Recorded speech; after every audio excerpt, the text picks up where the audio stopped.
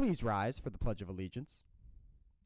I pledge allegiance to the flag of the United States of America and to the republic for which it stands, one nation, under God, indivisible, with liberty and justice for all.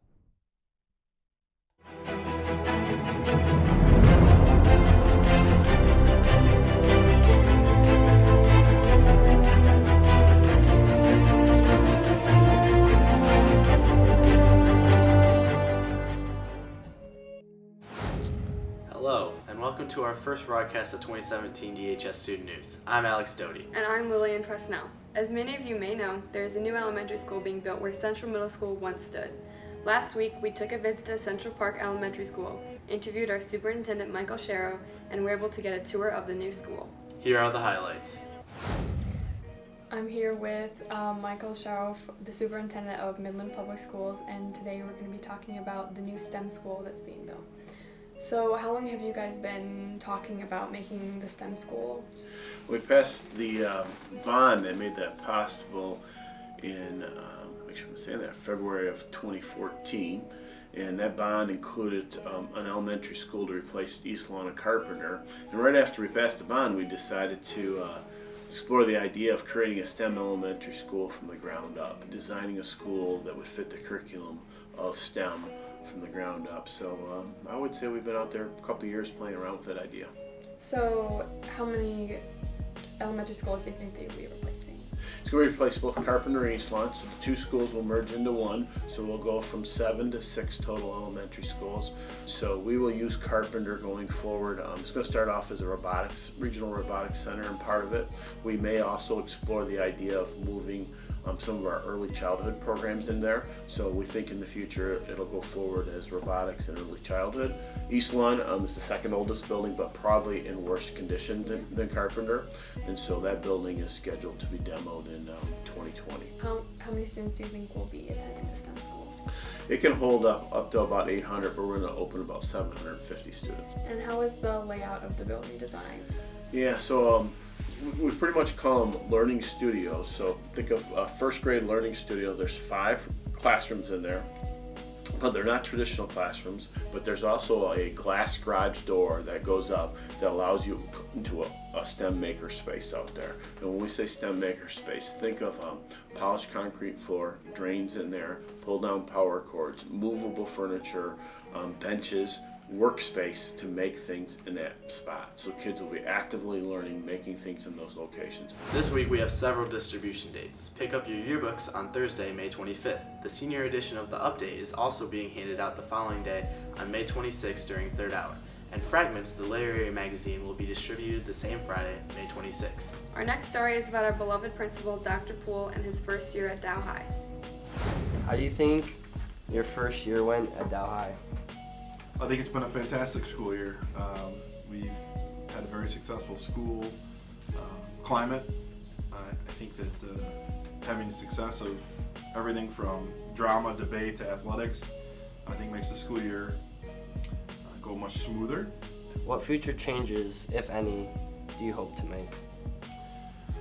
Well, first off, Dow High School is a fantastic school. So you don't fix something that's not broken. Right. There's always things that you'd want to tweak and celebrate things more. I think one of the things that I noticed this year is we need to celebrate diversity more at Dow High School. Along with being very active in the Charger community, Dr. Poole is also very active on Twitter. Here are some of his best tweets from the year.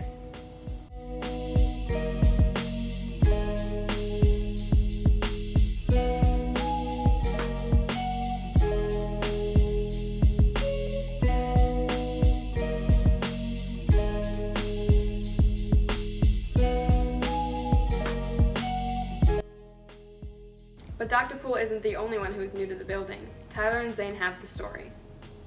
I would say fun, hectic, and exciting. Surprising, exciting, awesome. It's been a great year. It's exceeded my expectation for what this year would be like. The students have been great, and it's been a great year. It has been incredible. Well, most of my friends are teachers that I hang out with outside of school, so we talk about school all the time. And school never kind of leaves what I'm doing. I'm always thinking about it, grading, working on different things. So kind of meshes together, really. I would say a lot, because teaching and my personal life, it's kind of all intertwined, because as a teacher, I think that it's more than just a job. So, so much of what you do, especially as a music teacher, because not only are you involved in just daily classes, but you have outside rehearsals, you have concerts, so you see your kids a lot more than just 1 hour a day in a lot of cases. So it's affected my personal life a lot, but in a very positive way, because I love to teach. I love what I do, and it's a part of who I am as a person. It's been stressful, time-consuming, but for the most part I try to leave it here and spend time and not take it home with my kids. Mole Day was my favorite day this whole year.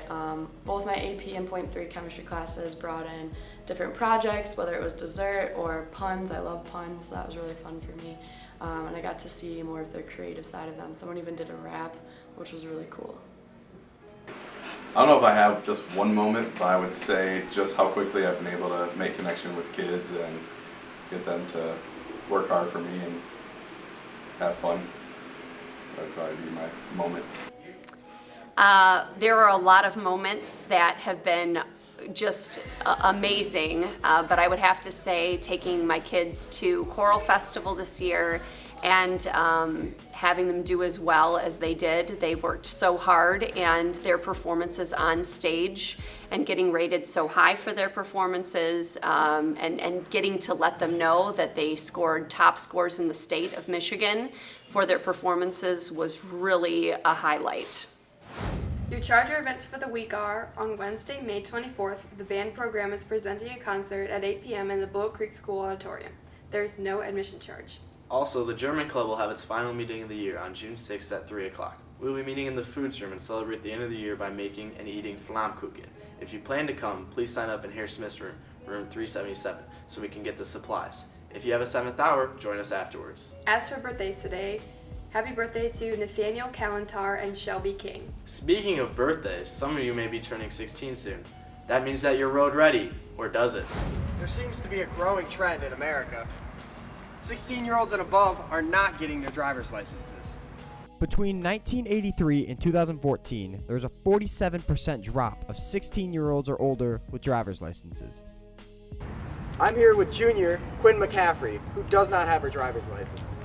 Quinn, can you please tell me, what are some of the difficulties of not having your license? One of the difficulties of not having my license is not being able to get anywhere on my own. And getting to practices and things like that is always a challenge.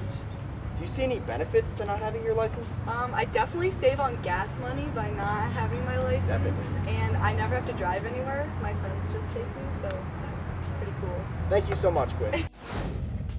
As for your Charger sporting events, as of May 18th, your spring sports records are: JV girls tennis is undefeated, varsity girls tennis is 9-0, JV girls lacrosse is 4-9, varsity girls lacrosse is 11-5, JV boys lacrosse is 12-5, varsity boys lacrosse is 11-6, freshman baseball is 3-11, JV baseball is 11-9, and varsity baseball is 14-12. Also, JV softball is 9-11, varsity softball is 7-16, JV girls soccer is 6-5-2, varsity girls soccer is 6-6-2. Varsity boys golf took 6 in the Valley last Wednesday at the SVL Championships, and track has state qualifiers. We know hard work is responsible for Charger success on the field/court, but what kind of hard work goes into making a master schedule? Katie and Sierra have the story. So how does scheduling start at Dow High? The courses that we offer are determined by central office. There's a curriculum director, and so we coordinate the same courses with Midland High School, and so they give us the course selection sheet with all of the options for courses on them, and then from there we give them to the students, and the students get to look at those sheets and decide on what courses they want to take, in addition to what courses do they need to take in order to fulfill the graduation requirements. So what if you do want to take a class and it's not offered here? So in In order for a class to run, we're looking for about at least 20 students to be in the course. So how do you feel about the German program being threatened? Well, I threatened seems a pretty harsh word. I know that there is a policy for certain levels of enrollment in order for classes to officially be offered. We offer all the classes, but whether they run or not depends on enrollment. I have been concerned that in the past couple of years, the level 1, the German 1 enrollment has somehow declined. And here's our wild moment of the week.